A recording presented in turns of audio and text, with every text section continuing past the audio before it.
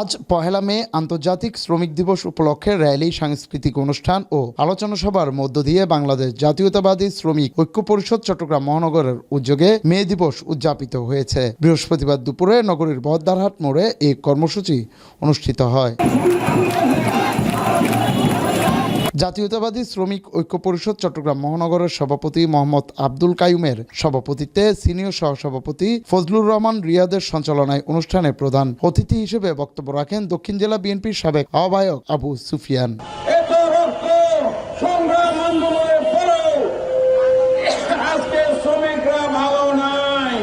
আমরা চাই শুধু মে দিবস একদিন শ্রমিকের জন্য 365 দিন শ্রমিকের দিবস হবে, শ্রমিকের দিন হবে, শ্রমিকের জীবন মানের উন্নয়ন হবে, এই প্রত্যাশা আমাদের।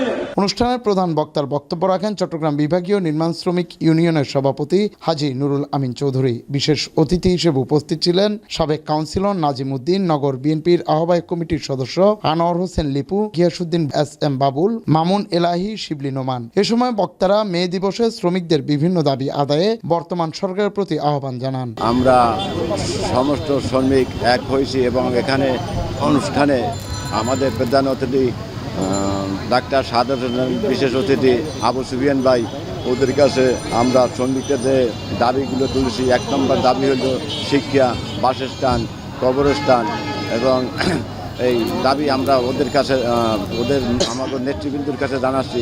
আমাদের এই দাবি মনে হয় আশা করি এরা মেনে নেবে এবং আমাদের দাবি পূরণ করবে। আজকে আমাদের মূল আলোচনা যে বিষয় ছিল সেটা ছিল শ্রমিকদের ন্যায্য ভানা, শ্রমিকদের ন্যায্য দাবি, ফ্যাসিস্টদের বিরুদ্ধে একতাবাদক আন্দোলন সংগ্রাম। এই উপলক্ষে আমাদের আজকে সভা ছিল।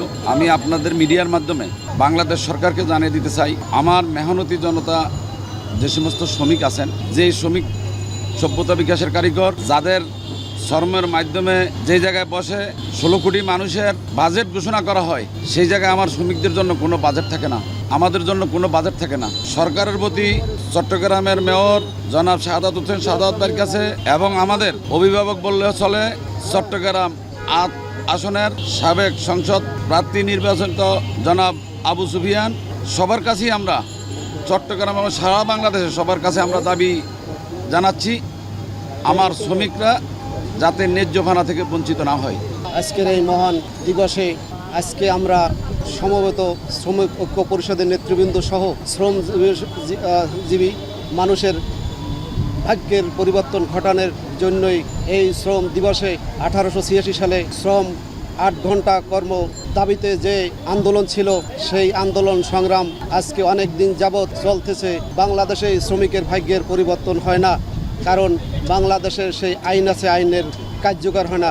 আন্দোলন না হলে, ভাঙচুর না হলে সেটা কার্যকর হয় না। আমরা দেশের ক্লান্তি নয়, বিগত সরকার যে ন্যাক্কারজনকভাবে পালিয়ে গেছে, শ্রমিকের কোনো কাজ করেনি, দেশের কোনো কাজ করেনি, কারণ সে এখন স্বৈরাচার নামে পরিচিত।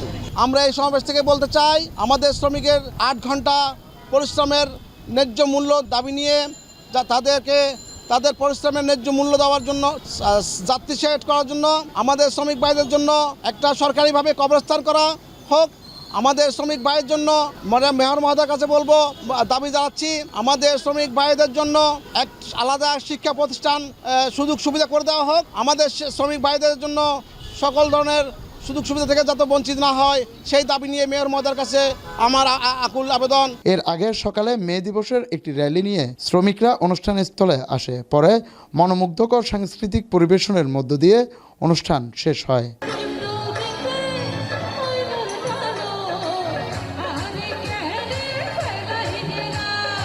ডেস্ক রিপোর্ট, সময় নিউজ।